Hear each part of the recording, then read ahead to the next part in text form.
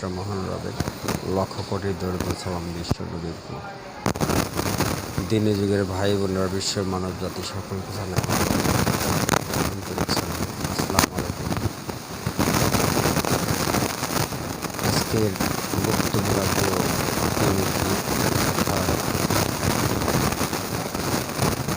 এই যে একটি বাক্য কোরআনে আসছে, একটি আয়াত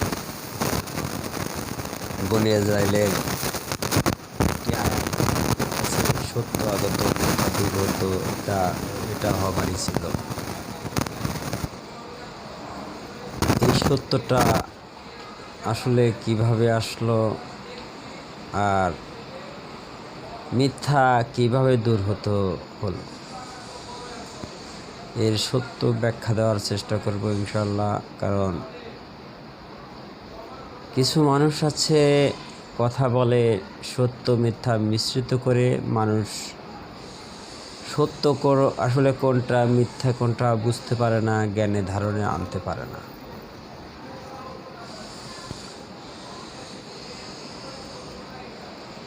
সেই সত্য আগত মিথ্যা দূর হতো যদি জানাইতে হয়। এই পৃথিবীতেও যেমন দৃশ্যমান তা আওয়ালেও দৃশ্যমান, যাহা আওয়াল তাহাই বর্তমান। তাই আমি আওয়ালের কিছু সত্যে প্রথম আগে যাব, তারপরে আবার এই পৃথিবীতে দৃশ্যমান করি।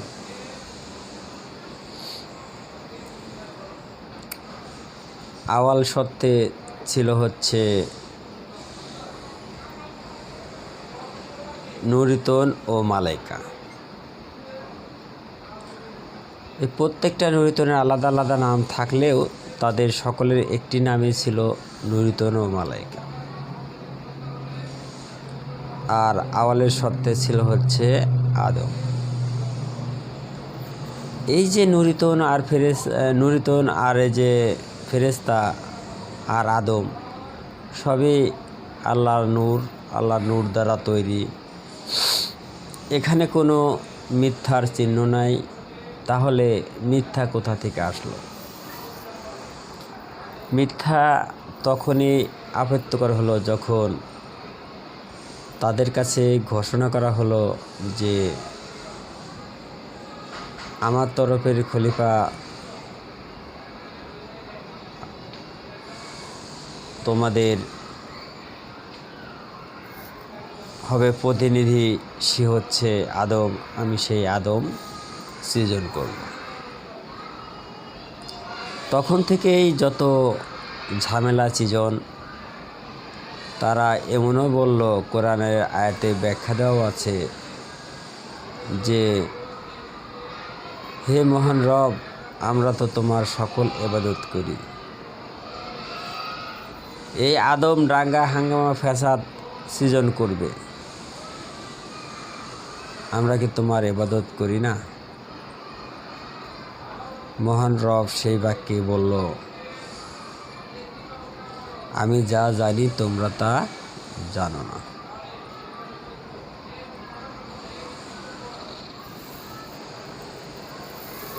সকল বাধা উপেক্ষা করেও আদমকে সৃজন করলো।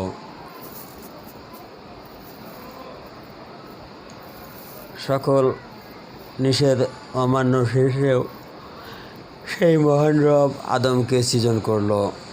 আদমকে সৃজনের পর সেই আদমকে বলা হলো,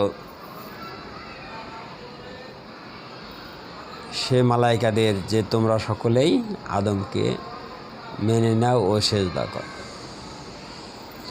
তারা সকলেই নাখোশ করল।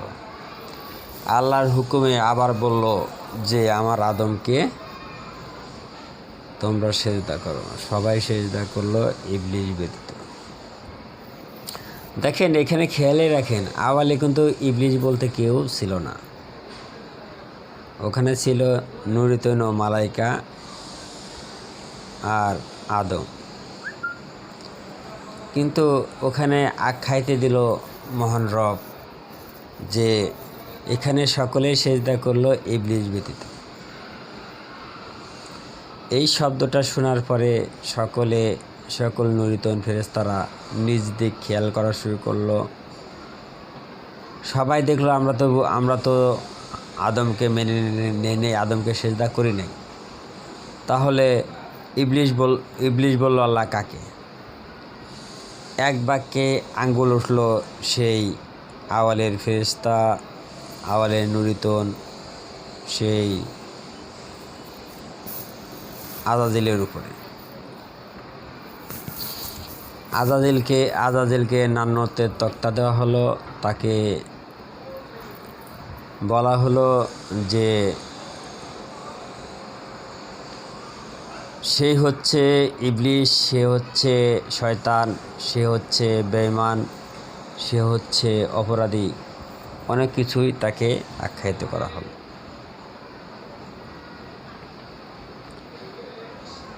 তখন সে আজাজিল বলল, যেহেতু তাদের সঙ্গে থেকেও, তাদের সর্দার হয়েও আমি তাদের কাছে কোনো মূল্য পেলাম না, তাই আমি আদমকে ভালোবেসে সেজদা যেহেতু করেছি, তাই আদমেরই সঙ্গী হতে চাই, আমি ওদের সঙ্গে আর নাই।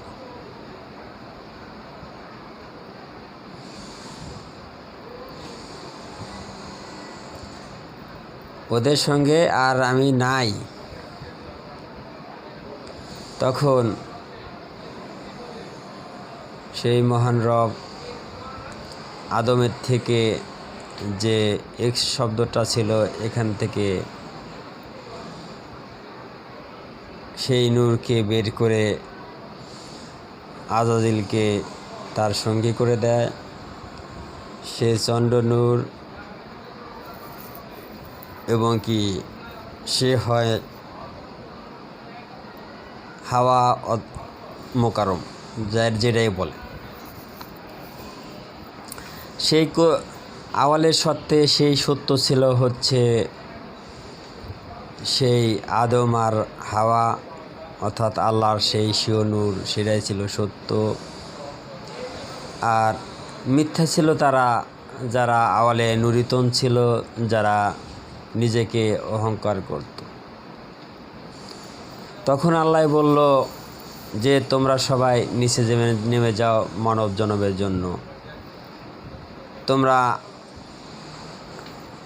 আমার আদমকে মেনে নাও, আদমের সকল দেখানো পথে তোমরা চলো, তখন তোমরা নিজেকে বাঁচাইতে পারবা।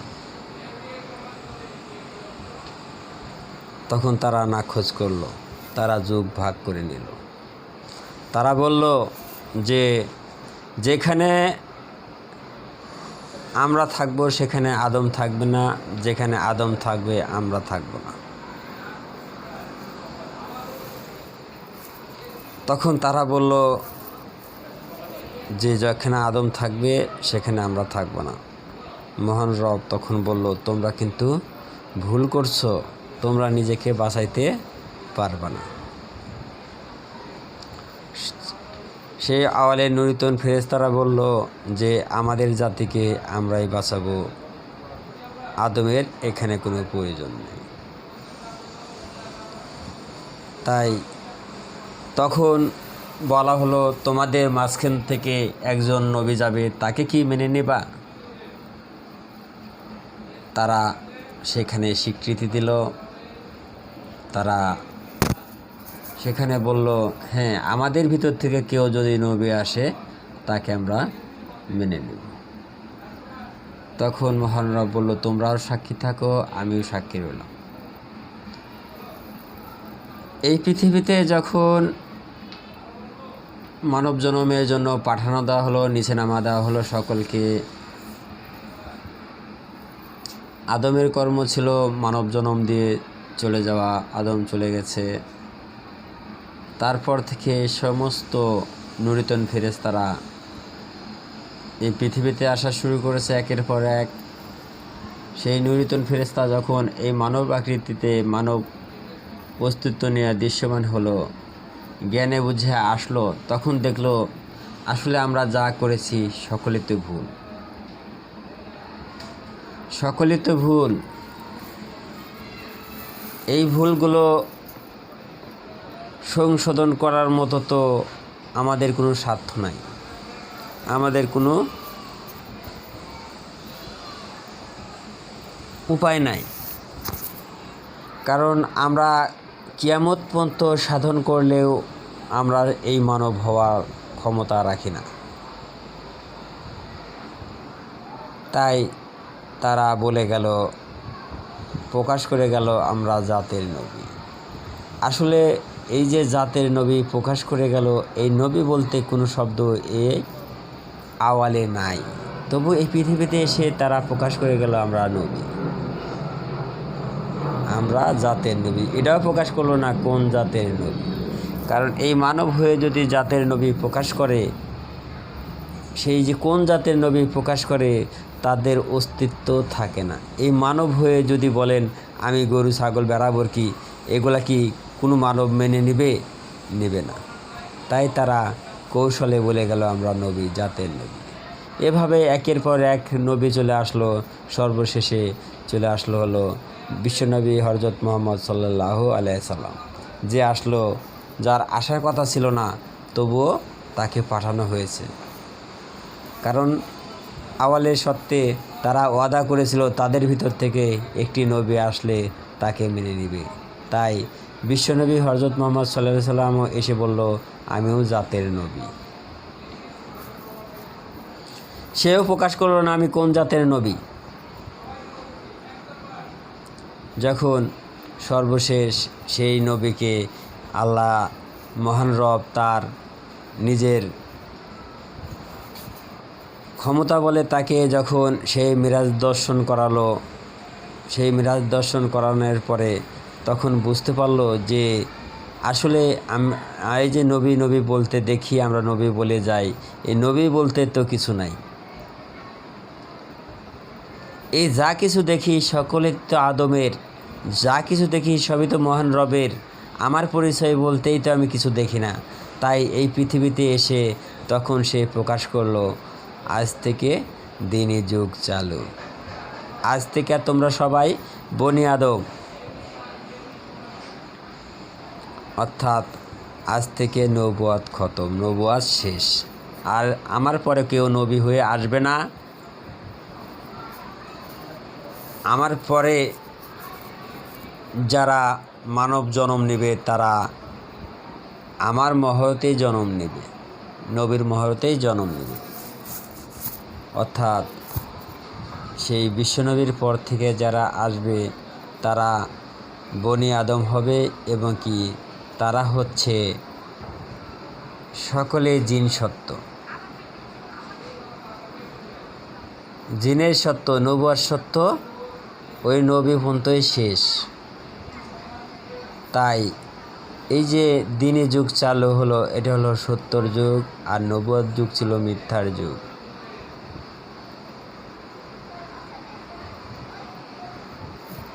এই দিনে যুগে এসেও সকলেই পথ চলা, সকলেই কর্ম, সকল কিছুই সেই মিথ্যা দিয়েই আবৃত ছিল, মিথ্যা দিয়েই আঁকড়ে ধরে জীবন চলছিল। যখন এই পৃথিবীতে বেলায়েতের আগমন হলো, তখন প্রকাশ করা শুরু করলো সত্য, সেই মানব কোরআনের সত্য। বলল আমি সেই প্রথম বেলায়েত, আমি সেই প্রথম মানব। আপনারা যারা দেখেন বেলায়েত সকলেই মিথ্যা। আসলে বেলায়েত কী জিনিস তারা চিনেই না, বেলায়েত কী জিনিস তারা জানেই না। যদি জানতো তারা কখনোই বেলায়েত দাবি করতো না। তারা জানলে পারে কখনোই বেলায়েত দাবি করতো না। যখন এই বেলায়েতের থেকে তার সঠিক নূর সে হাসিল করলো, তখন দেখতে পারলো যে বেলায়েতে আমি থাকলেও আসলে আমি বেলায়েত না।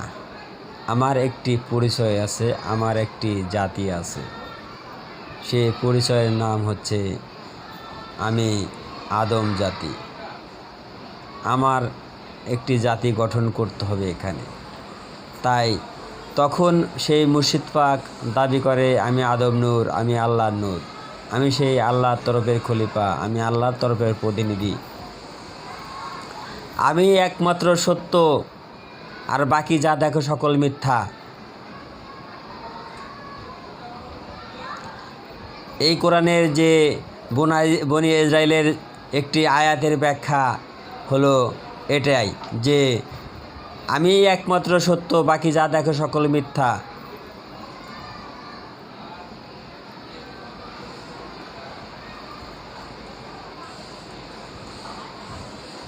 আদম নূরের যে সত্য, সেই সত্যগুলো সবার জ্ঞানে বুঝে আনার দরকার। যদি জ্ঞানে বুঝে না আনেন, তা কখনোই জ্ঞানে বুঝে আসবে না। কারণ আপনার এই যে স্বীয় রব, স্বীয় সালাত, আমাদের যে আদম নূর সকল কিছু আমাদের দিক করে দিয়েছে, আমরা আজকে প্রকাশ করি যে আমরা স্বীয় রবের ইবাদত করি, স্বীয় নিজ দিনের ইবাদত করি, নিজ সালাদের ইবাদত করি, স্বীয় ধর্ম পালন করি। আসলে স্বীয় ধর্ম কি? আসলে আমরা স্বীয় ধর্ম কি আমরা তাও জানি না। যদি জানতাম এই তর্ক বিতর্কগুলো আসে না। আমি কার সাথে তর্ক বিতর্ক করব, কার সাথে ঝগড়া করব? আমার তো প্রতিপক্ষ হওয়ার কথা ছিল কে? এই পৃথিবীর সৃষ্টির বনি আদমগুলো। এখন দেখি সেই সৃষ্টির বনি আদমগুলো আমার প্রতিপক্ষ না। প্রতিপক্ষ হচ্ছে যারা আদম নূরের কাছ থেকে হেদায়েত নিয়েছে, তারাই প্রতিপক্ষ হয়ে দাঁড়িয়েছে। এই কথাগুলো যদিও কষ্টকর, তবুও বলতে হয়। স্বীয় রব, স্বীয় ধর্ম, স্বীয় দিন, স্বীয় সালাত, এই স্বীয় ধর্ম কায়েম করার রাস্তা কি? স্বীয় ধর্ম, নিজের ধর্ম কি করে হলো? এগুলা কি কেউ জানেন? কেউ জানেনই না। যদি জানতেন তাহলে এই স্বীয় বলতেন না, এগুলো বলতেন না। আমার আপায় অনেক বিষয়ে কথা বলে গেছে, সেই বিষয়গুলো কথা একটু বলবো, না বললে পারে তো নয়। সেই সত্যগুলো আল্লাহর যেহেতু নূর ধারণ করি, অবশ্যই সকল সত্য জ্ঞানে বুঝে আছে, তা দেখানোর মতো ক্ষমতা আমি রাখি। এই যে স্বীয় ধর্ম, ওই স্বীয় ধর্ম তো নিজ ধর্ম। নিজ ধর্ম যে মুর্শিদ পাক আমাদেরকে দিয়ে গেল, আমরা যে পালন করব, আমরা যে ধারণ করব, কিভাবে করব, তাকে আপনাদের জ্ঞানে বুঝে কেউ দিয়েছে? কেউ দেয় না। এই যে আমাদের আপাও, বড় আপা, সে সুন্দর করে বলে গেল, তোমরা স্বীয় ইবাদত করো, স্বীয় ধর্ম পালন করো। তোমাদের জন্য কি হজ নাই? তোমাদের জন্য যা কুরবানি নাই? তোমাদের জন্য রোজা নাই? বলে গেল। তোমরা কি তোমার স্বীয় রব দ্বারা তা বাস্তবায়ন করেছো? আরও অনেক কথা বলে গেছে। আপা একটা দুইটা কথা বলে নাই, একটা ভিডিওতে ভিতরে সে অসংখ্য প্রশ্ন করে গেছে। একটা প্রশ্নের জন্য 20-30 মিনিট করে সময় প্রয়োজন যে কথা বলতে গেলে।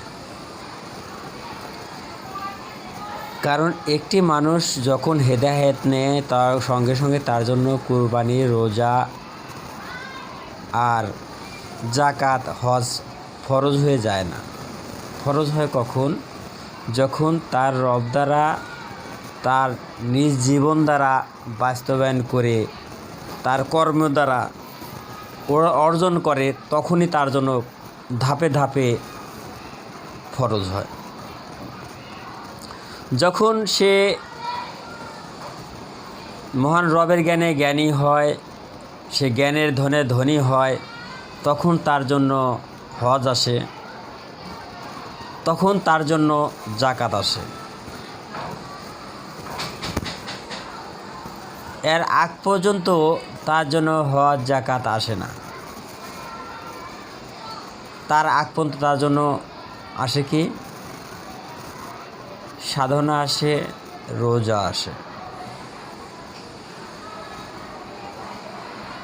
তে আমি এসব বিষয় যদি কথা বলতে চাই, সেই কথাগুলো বলতে গেলে যেহেতু মুর্শিদ পরিবার কথাগুলো আঘাত করে বলে, সেই তাদের ভিতরে আঘাত মতোই পড়ে যায়। তাই আমি সেদিক যাব না। আমি শুধু এতটুকুই বলবো, আমি যে আদম নূরের আলো জ্যোতি দাবি করেছি, সে প্রকাশ করলো আমার আপায় যে কারো কাছ আসলে আসবে তার সূর্য, আলো জ্যোতি আসবে না। আচ্ছা ভাই, আচ্ছা বোন, আপনিই বলেন, সূর্য যদি না থাকে জ্যোতি কোত্থেকে, আলো কোত্থেকে আসে? এই জ্ঞানটা কোথা থেকে আসে? সূর্য যখন সে একজন অর্জন করতে পারে, সেই সূর্যের যে প্রকাশ, সেই প্রকাশটাই তো জ্ঞান দ্বারা করে নাকি? সূর্য যখন আকাশে উঠে, সেই আকাশের সূর্য দ্বারাই তো পৃথিবীর সকল কিছু কাজকর্ম পরিচালনা করে নাকি করে নাই? সেই আলো জ্যোতি দ্বারাই তো পরিচালনা করে।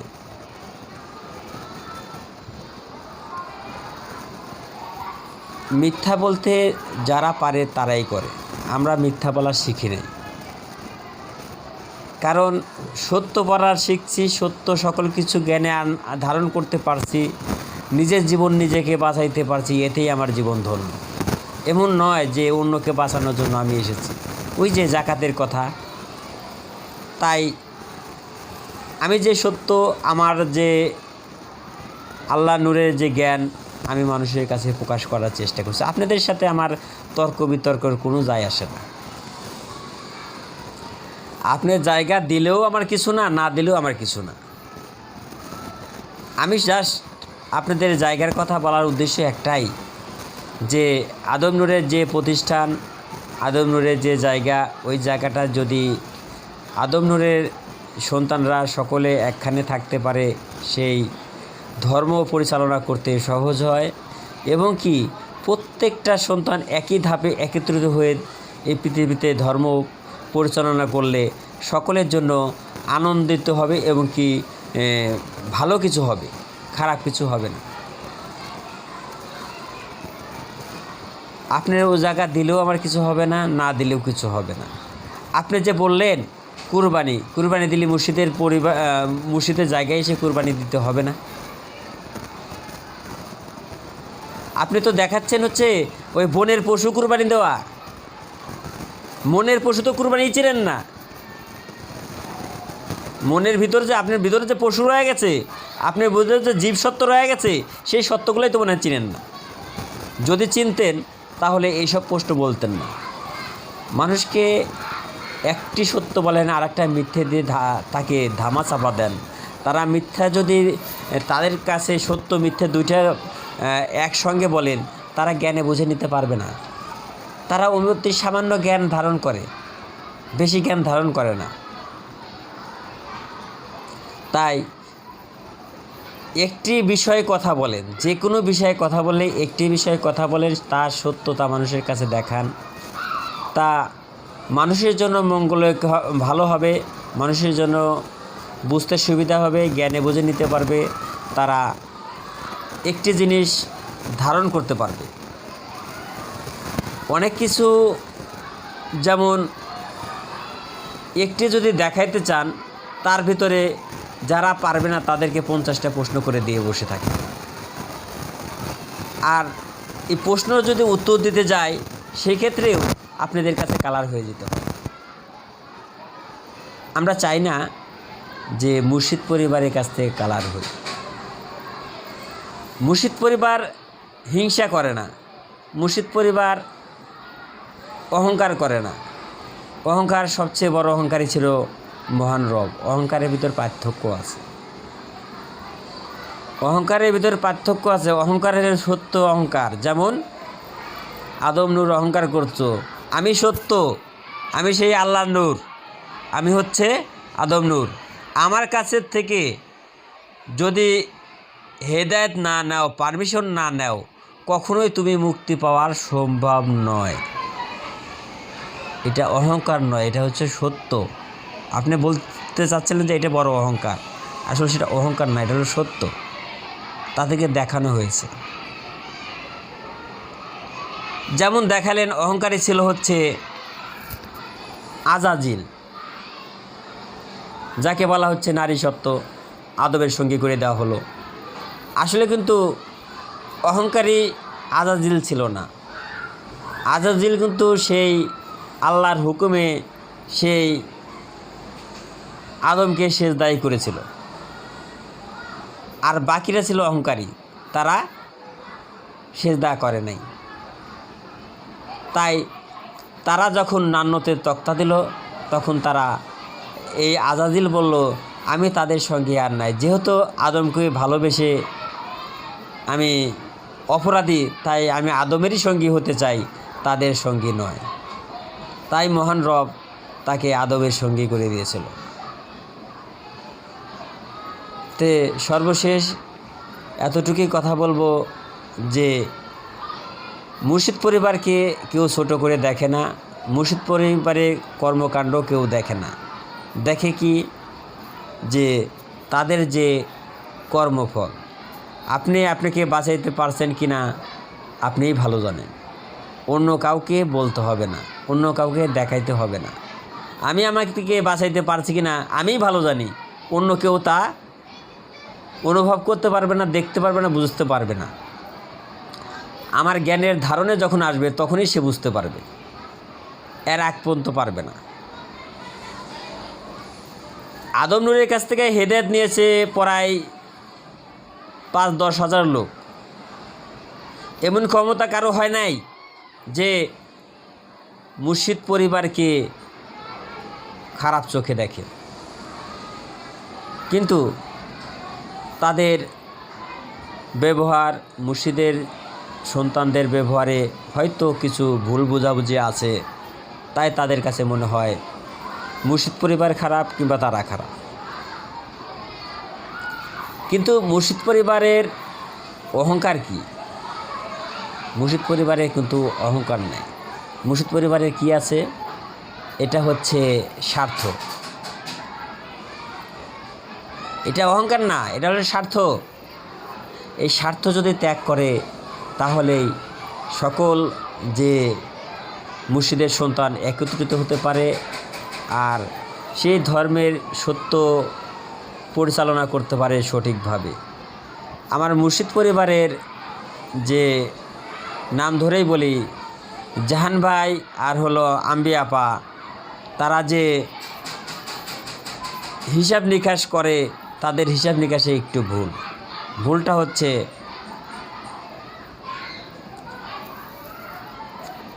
তারা মনে করে যে আমাদের প্রতিপক্ষ মনে হয় আমাদের ভিতর থেকেই হবে, অর্থাৎ মুর্শিদের হেদায়েতি সন্তানরাই তার প্রতিপক্ষ।